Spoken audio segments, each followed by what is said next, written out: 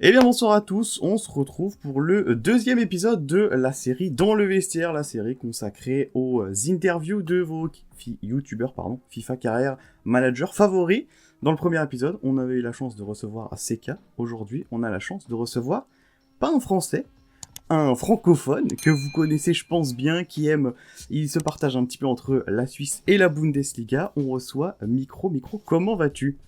Ça va très très bien et toi? Merci de l'invitation, ça fait très plaisir d'être là avec toi ce soir. Bah moi ça va très bien. Donc je te laisse t'auto-présenter au moins pour que les gens qui ne te connaîtraient pas puissent un peu en apprendre sur toi déjà, d'ores et déjà. Alors, moi c'est Micro, j'ai une chaîne qui vient de passer les 6000 abonnés. Je suis suisse comme tu l'as dit et je crois que je suis d'ailleurs un des seuls. J'ai pas encore eu un collègue suisse qui est arrivé sur le marché.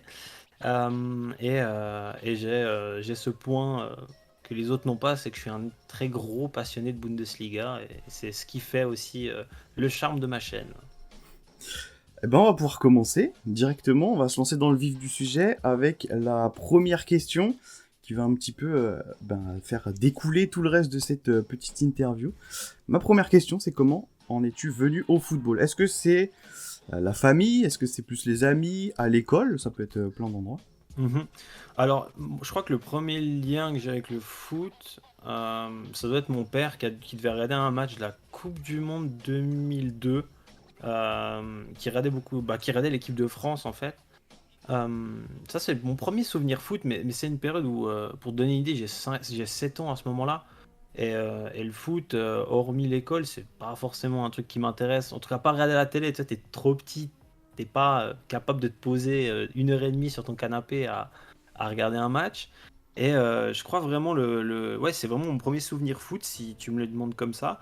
Et puis après est arrivé mon premier club où j'ai commencé le foot à 8 ans. Et puis à partir de là, j'ai baigné dedans jusqu'à maintenant, quoi. Du coup, on va enchaîner puisque une fois que tu as commencé à apprécier ce sport, à l'heure actuelle, pour toi en tout cas, c'est quoi ton rapport au foot maintenant? Est-ce que tu pratiques? Est-ce que tu supportes? Est-ce que tu analyses? Tu te classerais dans quelle catégorie? Je crois que la meilleure personne qui peut répondre à cette question, c'est ma femme. Parce qu'alors, elle en bouffe du foot. Alors non, pour faire simple, le foot, c'est mon quotidien en vrai. Parce que, je t'explique, c'est ma passion. J'avais une deuxième passion qui est donc les jeux vidéo, qui a un lien désormais parce qu'aujourd'hui je fais que ça, quasiment que du FIFA. Donc ma passion niveau jeux vidéo a un lien avec le football. Je pratique en plus de ça le foot depuis l'âge de 8 ans, j'ai jamais arrêté. Et en plus, je travaille dans le domaine du sport, donc j'ai constamment un pied dans ce milieu. Bon, du coup, tu l'as dit, tu es très très investi dans le foot. J'ai envie de voir dans quoi tu t'investis quasiment le plus, enfin, en tout cas, souvent pour nous, de nos petits yeux de supporters. C'est quoi, tout simplement, ton club de cœur? Si vraiment tu retraces toute mon histoire de supporter, le véritable, mon club de cœur. Et puis j'avais demandé à mon grand-père, je lui avais dit, mais c'est qui cette équipe, papy? Puis il m'avait dit, ben ça c'est la Juventus. Et mon papy est fan de ce club. Et en fait, après, j'ai jamais décollé. La Juve, c'est mon club de cœur. Et après, j'ai eu une grosse révélation il y a maintenant de cela 5 ans. Et on m'a fait une proposition toute bête. Un jour, on m'a dit, bah, demain, on va avoir un match. On va en Allemagne, on va à Freiburg. Et j'explique pas pourquoi. Je suis tombé amoureux de ce club. On va pouvoir enchaîner avec des moments particuliers qui auraient pu marquer ta vie. Mhm. Pour toi, est-ce que tu saurais me dire quel est ton meilleur souvenir foot? Je dirais une promotion qu'on a fait donc en tant que joueur, hein, j'étais en tant que joueur avec mon club.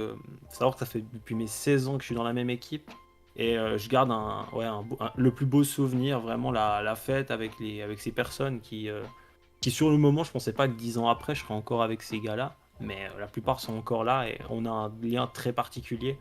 Du coup, maintenant qu'on a parlé des choses positives, va falloir prendre le contre-pied. C'est quoi ton pire souvenir foot? Ah, le pire, franchement, le pire du pire, je pense que ça reste la finale de la Ligue des Champions 2005, 2015, pardon, contre le Barça, parce que c'était vraiment la première fois que j'y croyais. On avait sorti le Real, on avait fait un parcours incroyable Et bon, voilà, on était sorti contre un grand Barça. Un grand Barça, il y avait la MSN, il y avait tout qui était réuni pour nous battre. Et on n'avait pas démérité sur l'ensemble, mais c'est vrai que j'avais mal vécu ce match. C'est quoi pour toi le moment le plus marquant de ta vie de supporter? Du coup, tu l'as dit, supporter de la Juve, ça peut être aussi supporter de Freiburg, hein, pour prendre ça par extension. C'est quoi le moment le plus marquant pour toi? Je pense le moment où j'ai vécu le plus d'émotions, émotionnellement parlant, le plus marquant. Ouais, je vais quand même dire un match. C'était la saison, c'est la saison 2017 où on va à nouveau en finale de Ligue des Champions et on était tombé en quart de finale contre le Barça et j'étais au stade et encore une fois il y avait un lien particulier parce que ce soir-là j'étais au stade avec mon père qui a vu, je crois que j'ai vu 2 matchs de la Juve avec mon père. Lui c'est pas une personne qui aimait beaucoup descendre ou autre. Mais là, on était parti parce qu'il était aussi, voilà, il s'est dit incroyable, Juventus Barcelone, on descend avec le fils et tout. On avait fait une journée à Turin et ben, on avait vu le fameux 3-0. Du coup, on va commencer une petite parenthèse, enfin une plus petite parenthèse, vu qu'on va quitter un peu le foot là pour se concentrer plus sur, du coup, tu l'as dit, ton autre passion déjà, tu l'as un peu présenté. C'est quoi ton premier FIFA?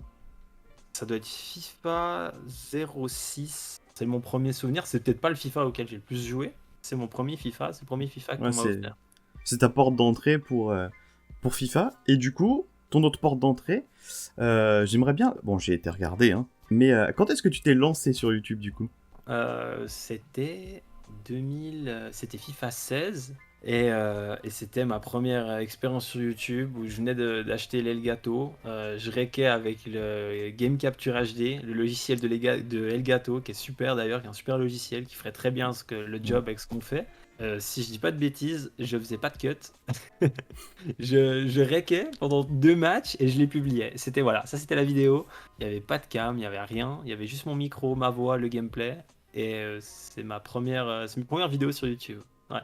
Et du coup, comment est-ce que t'as débuté YouTube? Est-ce que c'était un peu réfléchi à l'avance? Est-ce que tu t'es dit, bah juste, c'est quelque chose que je fais dans ma chambre tout seul, autant que je le partage à d'autres gens? Ouais. Alors, YouTube, c'est un petit peu aussi, c'est un lien avec, c'est un début avec un lien assez privé, si tu veux. C'est que, on dirait pas, là, quand on me voit maintenant, parce que j'ai beaucoup évolué au fur et à mesure des années, mais à cette période-là, j'étais quelqu'un qui était très renfermé, très timide. J'ai toujours eu de la peine, que ce soit en orthographe, des fois à parler, etc. Je trouvais pas mes mots, je bégayais un petit peu, tu voyais un manque de confiance vraiment. Et en fait, je me suis dit, mais en fait, c'est ça, pourquoi pas me lancer? Ça peut peut-être me permettre de prendre un peu confiance. En plus, au même moment, je commence ma formation en tant que vendeur. Un vendeur, ça doit être sûr de lui, ça avoir la tchatch, tu vois ce que je veux dire? Ouais, Donc ouais, j'ai c'était un fait exercice aussi en fait. c'était un exercice qui m'a finalement, je pense, au fur et à mesure des années, énormément apporté. Mais voilà, il y avait ce côté passion, mais il y avait ce côté aussi de me dire, mais est-ce que ça peut pas m'aider? Et je pense que sincèrement, ça m'a réellement aidé. Et du coup, bah, c'est un peu la continuité de cette question, c'est, du coup, quand tu t'es lancé, c'était avec quel concept, bon, on l'a dit, c'était de la Career Manager, mais c'était aussi avec quelles envies, avec quelles ambitions tu t'es lancé, sans savoir, où il y avait, oh, peut-être pas des ambitions de je veux faire ça un jour, mais peut-être du ça pourrait arriver, pourquoi pas, etc. Sincèrement, je me suis lancé, bon, tout bien, voilà. J'ai investi dans un Elgato. Je me suis dit, vas-y, j'essaye. Depuis le temps que je traîne sur YouTube à regarder des carrières et tout. Je me suis dit, vas-y, j'essaye. Du coup, on va commencer avec la petite interlude. Je t'en ai parlé en off, et les gens qui ont regardé le premier épisode savent à quoi s'attendre. Ce sera une petite interlude. Je veux ta première réponse, la réponse du micro au naturel. Ok. Si tu devenais le joueur parfait, surtout que ça tombe bien vu que tu es un gros pratiquant de foot, et que tu devais avoir le pied droit, ce serait de quel joueur? Oh, le pied droit. Le pied droit, Federico Chiesa. Si tu devais avoir le pied gauche, du coup. Arjen Robben. Si tu devais avoir les dribbles, ce serait de quel joueur? Douglas Costa. Si tu devais avoir la finition, ce serait de quel joueur? Del Piero. Si tu devais avoir les coups francs, ce serait de qui? Juninho. Ça. Alors je peux comprendre, il y a certains ont eu des bons moments, tout comme un Ronaldo, un certain temps au Real de Madrid. Mais sincèrement, qui n'a pas vu un coup franc de Juninho? Si tu devais avoir, peut-être, je pense, peut-être, si t'es encore un Juventini, je crois que c'est comme ça qu'on dit, Mhm. le jeu de tête, ce serait de qui? Ah, CR7. Ah, Je- ah. J'ai l'impression que c'est la question la plus facile, au Ah non, final. mais CR7, mais trouver un meilleur joueur. CR7, c'est exceptionnel. Si tu devais avoir les passes, ce serait de quel joueur? Goretzka. Ok. Goretzka, maintenant je réfléchis un petit peu, je te dis aussi, je dis plutôt Pirlo en fait. Si tu devais avoir la vitesse d'un joueur. Kingsley Coman. Ok. Si tu devais avoir la mentalité, ce serait de quel joueur? Philippe Lam. Et pour terminer cette petite interlude, c'est quoi le numéro? Ce serait quoi en tout cas, le numéro sur ton maillot? Le numéro 8. Et du coup, on va reprendre un petit côté, quelques plus grosses questions niveau foot. Et pour moi, ma première question, c'est pour toi, c'est quoi le rôle le plus important au football? C'est-à-dire, si tu étais sélectionneur, qu'est-ce qui ferait la base de ton équipe? Bah, je dirais le cœur. Le cœur de l'équipe. Aujourd'hui, dans le football moderne, les joueurs les plus importants, et c'est peut-être aussi les joueurs les plus complets, c'est pour moi le poste de sentinelle, plus anciennement un peu appelé milieu défensif. Mais je pense que tu vois duquel joueur Ouais, je parle. le Sergio Busquets. Voilà, ce joueur qui vient décrocher entre les deux défenseurs centraux, récupérer le ballon, et qui a vraiment cette qualité de se retourner, cette assurance, est capable de distribuer, et c'est ceux qui démarrent une action. Et pour moi, aujourd'hui, avoir un joueur comme ça, c'est primordial. Dans le football moderne, aujourd'hui, c'est primordial, ouais, clairement. Je pense que ça va être une question qui peut t'intéresser, puisque tu l'as dit, tu parles, en tout cas tu fonctionnes beaucoup avec le cœur. Tu es plutôt carrière à la Totti ou carrière à la Ibra? Alors là, la question, elle est facile, hein. Moi, je reste dans le même club. Moi, carrière à la Totti, y a pas à dire. Pour toi, quel est le joueur le plus sous-coté? Yann Sommer. Et du coup, après avoir été gentil, avec Yann Ça va Sommer, être méchant. qui est le joueur, pardon, le plus surcoté? Tu peux être méchant, hein, c'est... Yann Mbappé. Bah, tu as la même réponse que CK. Comme C'est quoi, vrai? oui, Ah, mais c'est clair, il avait dit la même chose. C'est vrai, hein, bon, bah. Je Non, te mais laisse développer, hein, si tu veux. Kylian Mbappé, pour moi, c'est pas sa faute. C'est l'immédiat, à nouveau. C'est pour moi un garçon qui a énormément de talent et qui serait mais encore plus fort sans l'immédiat. Quel est le stade dans lequel tu rêverais d'aller voir un match? Ah, que je rêverais. Oui, là, Ok, c'est... Tu peux aller partout. ok. Là, comme ça, je t'aurais peut-être cité, j'aurais apprécié faire un derby Fenerbahçe-Galatasaray. Mais je vais te dire, je vais partir du côté Amérique du Sud et je vais dire un classique, je pense, là-bas, la Bombonera. Un peu dans la même veine, d'un seul choix. Si tu ne devais garder qu'un seul maillot, ce serait lequel? Oh. Là, j'ai la maison qui brûle, je prends celui-là. Euh, c'est un maillot, c'est le dernier maillot de Del Piero avec la Juve. C'est le dernier qu'il a porté. Voilà. Ça veut tout dire. Bien sûr, floqué Del Piero, du coup. Jamais porté. Si tu avais dû marquer un seul but dans toute l'histoire du foot, ce serait lequel? Zidane contre Leverkusen. La reprise Ah ouais. pied gauche, je crois, Pied gauche. Ouais, pied il me gauche. semble. Débordement C'est ça qui est fou. Débordement de Roberto Carlos. Et, Le centre. le centre incroyable. Reprise de volée. Le geste pur. Je pense, pour moi, c'est le geste que je trouve le plus de classe, le plus d'élégance à la reprise de volée. C'est quoi pour toi la meilleure performance individuelle que tu aies vue? Ouais, je vais te citer Del Piero contre le Real de saison 2009, où on a une équipe qui redevient intéressante, mais quand même avec vraiment des petits noms. Et Del Piero qui... Cette année, on avait battu d'ailleurs 2 fois le Real, en phase de poule, à Turin comme à Bernabeu. Et à Bernabeu, où il va mettre cette frappe brossée pied gauche, où il bat Casillas, et ce coup franc. et il sort sous une standing ovation. Encore, hein, on peut en citer pas beaucoup, mais il a fait partie de ce petit groupe de joueurs applaudis par le Santiago Bernabéu. Et ouais, je pense que c'est la performance qui m'a le plus marqué. Si tu avais une machine à voyager dans le temps, en ta possession, et que tu pouvais revivre un match, que t'as vu ou non, hein, ça c'est toi qui choisis, mais en y étant directement dans le stade, t'irais où? Désolé, je vais pas très loin, mais le huitième de finale Suisse-France. Mais je retourne voir la finale, le huitième de finale Suisse-France dans cette atmosphère et ce scénario complètement fou. Pour toi, c'est quoi la plus belle récompense pour un footballeur? C'est la Coupe du Monde, la Ligue des Champions, un Ballon d'Or? Mais je te dirais, pour répondre à ta question, la Coupe du Monde, parce que c'est la seule compétition qui peut rallier tout un peuple, tout un pays, peu importe le club que tu supportes. Tu peux supporter la Juve, l'Inter, Naples, tu peux supporter Marseille et Paris. Quand tu es champion du monde, tu as un rapport avec ces personnes-là, et puis ça t'empêche pas que tu es tellement heureux que tu les prends dans tes bras. Donc la Coupe du Monde, pour moi, et je pense que pour un joueur, rendre heureux son pays, c'est la plus belle des sensations. On va passer à la deuxième interlude, du coup, de ce petit entretien. C'est un classique tu préfères. Tu es plutôt Carles Puyol ou Sergio Ramos? Un des deux. Bah ouais, il y en a...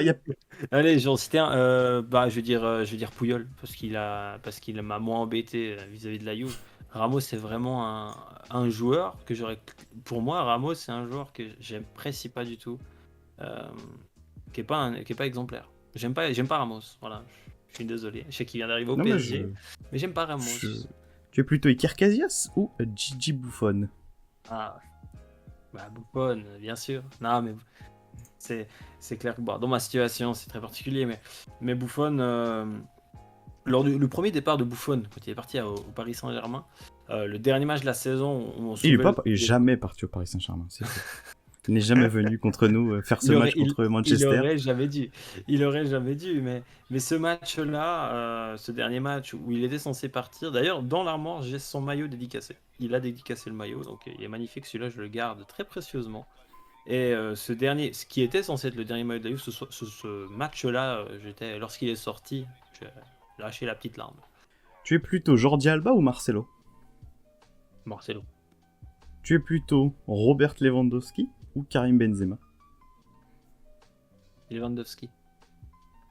Lewandowski, c'est moins sexy, Ça reste quand même trop sexy. Hein. mais c'est quand même très propre, mais je trouve, c'est pas du tout le même style de joueur, dans le sens où Benzema, il est capable de te faire jouer une équipe, il le montre très bien du côté du Real. Lewandowski, il est capable de te faire gagner je ne sais combien de matchs, mais par contre, le jour où tu lui demandes de faire le jeu, il n'en est pas capable. Tu vois ce que je veux te dire? Bah, C'est ça pas... se voit, je trouve. C'est criant cette année, encore une fois. Où on va pas dire que Benzema était particulièrement aidé au Real. Pourtant, ça l'empêche pas de faire demi-finale de Ligue des Champions. Mhm. Et d'amener cette équipe ultra haute. Là où Lewandowski est un joueur absolument phénoménal au Bayern, quand il s'agit de faire gagner la Pologne et que t'as plus les armes derrière, c'est quand même plus compliqué. Et ça se voit que tout seul, Benzema est capable de faire plus de choses que Lewandowski, je pense aussi. Clairement, clairement. Mais je suis plus Lewandowski parce que je resterai dans l'idée qu'un buteur, on lui demande de marquer. Tu es plutôt Pep Guardiola ou Jürgen Klopp? Oh, Klopp. Voilà. Aujourd'hui, tu me dis que Guardiola il arrive à la Juve, je suis content, hein. Mais Jürgen Klopp, j'aime beaucoup le profil, ce côté allemand, ce côté. Ouais, le fait d'avoir lu son livre me fait aussi un peu plus l'apprécier, mais voilà, je dirais Jürgen Klopp. Tu es plutôt Mohamed Salah ou Sadio Mané? Ah, c'est une bonne. Ouais, je vais dire Mané. Mané, parce que je trouve qu'il reste à un niveau exceptionnel. Salah penche un peu. Il y a eu aussi deux, trois petits accrochages extra-sportifs qui sont arrivés, mais je vais dire Sadio Mané. Tu es plutôt... Là, ça pareil, ça va... Tu es, entre guillemets, plus concerné. Est-ce que tu es plutôt ciseaux de CR7 contre la Juve ou ciseaux de Ibra contre l'Angleterre? Mais tu sais quoi, je pense que je vais te dire CR7.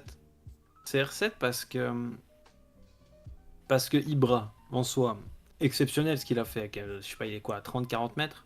Magnifique. Ouais, Mais sur 1000 personnes, tu tentes un ciseau qui est pas forcément haut ou autre, il y a quand même beaucoup de personnes qui vont te la reprendre, cette balle. Je dis pas qu'ils vont te la mettre au fond. Sur 1000, il y en aura peut-être 2 qui vont te la mettre au fond. Mais il y a beaucoup de personnes qui sont capables de l'avoir. Alors que Ronaldo, combien de joueurs qui est capable de te lancer un ciseau aussi haut et être autant parfait d'un point de vue timing, et Buffon qui bouge pas, qui a juste à regarder cette balle rentrer dans le petit filet. Tu es plutôt Xavi ou Andrés Iniesta? Oh, elle est dure celle-là. Celui-là, je crois que c'est celle qui fait le plus mal de séparer peut-être le duo le plus iconique. Je vais te dire Iniesta, parce que je l'ai vu jouer un peu plus longtemps. Je vais te dire Iniesta. J'ai pas d'argument, je te dirais simplement Iniesta. T'es plus gagner la Ligue des Champions avec ton club, donc la Juve, ou gagner la Coupe du Monde avec ton pays, la Suisse? La Coupe du Monde. Tu es plutôt Riyad Mahrez ou Hakim Ziyech? Mahrez. Mahrez, parce qu'il a une carrière incroyable. Oui, C'est un un battant. parcours incroyable en plus. Un parcours incroyable, une carrière incroyable aussi, et c'est un battant. Et il a, ouais, rien de Mahrez plutôt. Tu es plutôt deux joueurs que tu as battus, du coup. Paul Pogba ou N'Golo Kanté? N'Golo Kanté. Puis du coup le dernier, qui est un peu, qui n'est pas noté, mais qui va être un peu sorti exprès pour toi du coup. Tu es plutôt Pirlo ou Del Piero? Ah, Del Piero. Quand même, il y a pas Del de. Il y a un joueur qui peut peut-être rivaliser avec lui, tout dépend de la suite de sa carrière. C'est Dybala, qui est aujourd'hui mon joueur préféré en activité. Dybala, c'est particulier. Ça me ferait très mal de le voir partir. Il y a 3 joueurs dans mon vécu de passionné de foot qui m'ont marqué. Del Piero et Dybala. Le troisième, ça va peut-être un peu te surprendre. Ça va te parler, bien sûr. Stéphane Lichtsteiner, qui est également un joueur qui a fait quelque chose d'incroyable à Juve. Qui avait Oui, une surtout que attitude- toi, il a le double maillot du coup. Ouais, c'est ça. Et c'était vraiment une personnalité, une Un leader, mentalité non? exceptionnelle. C'était un leader, c'était d'une générosité. Il me fait penser à un Philippe Lam au niveau de Oui. la débauche d'énergie. C'était incroyable. Et du coup, pour finir, la question que j'aime bien, parce que je trouve qu'elle allie aussi pas mal, du coup, en plus, ça va te parler tes deux passions, que ce soit le jeu vidéo / FIFA et le football. Si tu devais choisir une équipe all-time, donc j'entends Barça 2009, Real 2018, etc., pour faire une carrière manager complète, ce serait avec qui? Elle est pas facile celle-là aussi, hein. Je vais pas être très original. Je vais faire la Juve 2010-2011, la Renaissance, avec une équipe qui est extrêmement bancale, avec des joueurs, des Matri, des Borrello, des noms, mais voilà, des Bonucci et Chiellini qui sont même pas un dixième de ce qu'ils sont aujourd'hui. Et cette équipe qui m'a, voilà, c'est le premier titre vraiment de la Juve où je vis à fond le truc. Et je vais citer cette équipe, ouais, c'était une équipe Pour folle. le côté construction, du coup. Voilà, et puis il y avait Del Piero, donc ouais, clairement. Bon bah voilà, c'en est du coup terminé. Je vais te laisser d'abord tout simplement le mot de la fin, si tu as des mots pour les gens qui te suivent, n'importe, des petits remerciements, des petits big up, comme tu veux. Bien sûr, d'abord je vais te remercier, hein, parce que je trouve ça vraiment bien de mettre en avant les youtubeurs carrière manager, parce que je pense que ça peut vraiment en intéresser beaucoup. Par contre, tu dois me promettre une chose, c'est que tu passeras une fois de l'autre côté. Je le ferai. Voilà, Un jour, une je fois, le ferai. tu trouveras les personnes qui te connaissent assez et qui te feront passer ce petit interview qui est super sympa et qui est vraiment cool. Merci beaucoup. Et un réel plaisir. Je peux remercier tellement de personnes que c'est compliqué, mais je vais plutôt remercier dans l'ensemble tout le monde, que ce soit les abonnés, que ce soit même les youtubeurs, les collègues qui ont pu apporter en l'espace d'une année énormément d'aide. Et puis j'espère que ça va continuer et puis qu'on continuera à prendre du plaisir. Voilà. Bah, c'était, je pense, un bon mot de la fin. Hein. Oui, Un je mot trouve très pas mal. positif. Et du coup, c'en est terminé pour ce deuxième épisode de Dans le Vestiaire. C'était avec Micro, je vous remets pareil, que ce soit l'épisode 1 avec CK ou la version longue. Vous aurez donc, comme la dernière fois, une version courte où j'essaierai de condenser ça pour pas que ça dure trop longtemps, ceux qui sont par exemple dans les transports, et une version longue pour ceux qui veulent juste mettre ça à côté pendant qu'ils travaillent, etc. On se retrouve donc, j'espère, très bientôt pour un 3e épisode. N'hésitez pas à me donner les petits noms, pourquoi pas, de gens que vous aimeriez bien voir passer ici, ou même des questions que vous aimeriez leur poser. On se retrouve nous donc très bientôt pour une prochaine vidéo. Ciao!